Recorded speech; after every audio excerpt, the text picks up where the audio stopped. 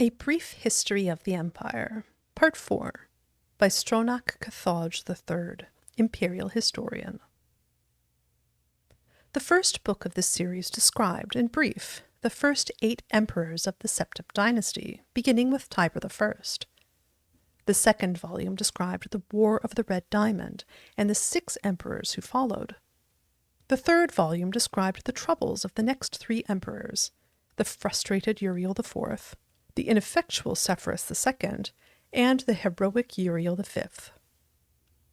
On Uriel V's death across the sea in distant, hostile Akavir, Uriel VI was but 5 years old.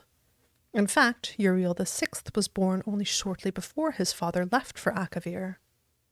Uriel V's only other progeny, by a morganatic alliance, were the twins Morihatha and Eloisa, who had been born a month after Uriel V left.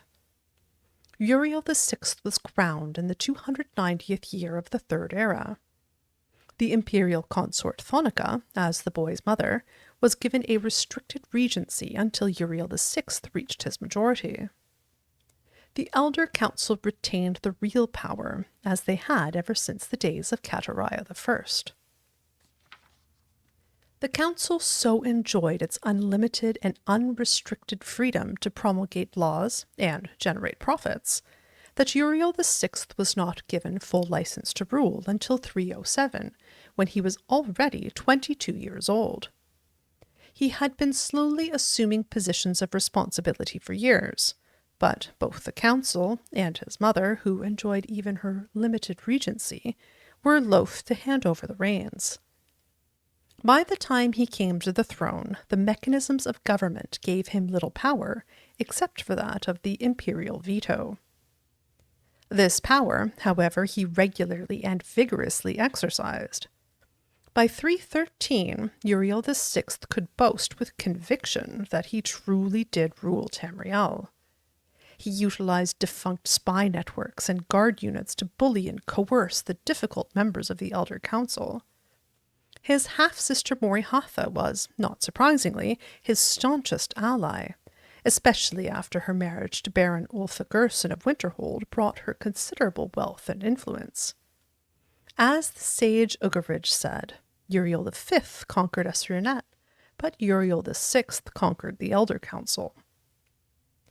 When Uriel VI fell off a horse and could not be resuscitated by the finest imperial healers, his beloved sister Morihatha took up the imperial tiara. At 25 years of age, she had been described by admittedly self-serving diplomats as the most beautiful creature in all of Tamriel. She was certainly well-learned, vivacious, athletic, and a well-practiced politician. She brought the Archmagister of Skyrim to the imperial city and created the second imperial battle mage since the days of Tiber Septim. Morihatha finished the job her brother had begun and made the imperial province a true government under the empress and later the emperor. Outside the imperial province, however, the empire had been slowly disintegrating. Open revolutions and civil wars had raged unchallenged since the days of her grandfather Sepphoris II. Carefully coordinating her counterattacks, Morihatha slowly claimed back her rebellious vassals, always avoiding overextending herself.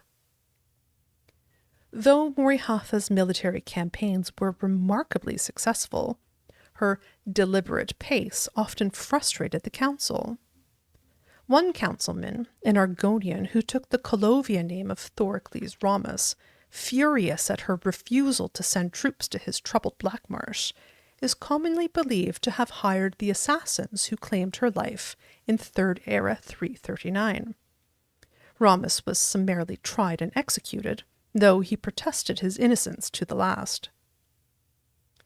Morihatha had no surviving children, and Eloisa had died of a fever 4 years before. Eloisa's 25-year-old son Pelagius was thus crowned Pelagius IV. Pelagius IV continued his aunt's work, slowly bringing back under his wing the radical and refractory kingdoms, duchies, and baronies of the empire. He exercised Morihatha's poise and circumspect pace in his endeavours, but alas, he did not attain her success. The kingdoms had been free of constraint for so long that even a benign imperial presence was considered odious. Nevertheless, when Pelagius died after a notably stable and prosperous 29-year reign, Tamriel was closer to unity than it had been since the days of Uriel I. Our current emperor, His Awesome and Terrible Majesty Uriel Septim VII, son of Pelagius IV, has the diligence of his great-aunt Morihatha, the political skill of his great-uncle Uriel VI, and the military prowess of his great-granduncle Uriel V. For 21 years he reigned and brought justice and order to Tamriel. In the year 3rd Era 389, however, his imperial battle mage, Jagar Tharn, betrayed him. Uriel VII was imprisoned in a dimension of Tharn's creation, and Tharn used his sorcery of illusion to assume the emperor's aspect. For the next 10 years, Tharn abused imperial privilege, but did not continue Uriel VII's schedule of reconquest. It is not yet entirely known what Tharn's goals and personal accomplishments were during the 10 years he masqueraded as his liege lord. In 3rd Era 399, an enigmatic champion defeated the battle mage in the dungeons of the imperial palace and freed Uriel VII from his other dimensional jail. Since his emancipation, Uriel Septim VII has worked diligently to renew the battles that would reunite Tamriel. Tharn's interference broke the momentum, it is true, but the years since then have proven that there is hope of the golden age of Tiber Septim's rule glorifying Tamriel once again.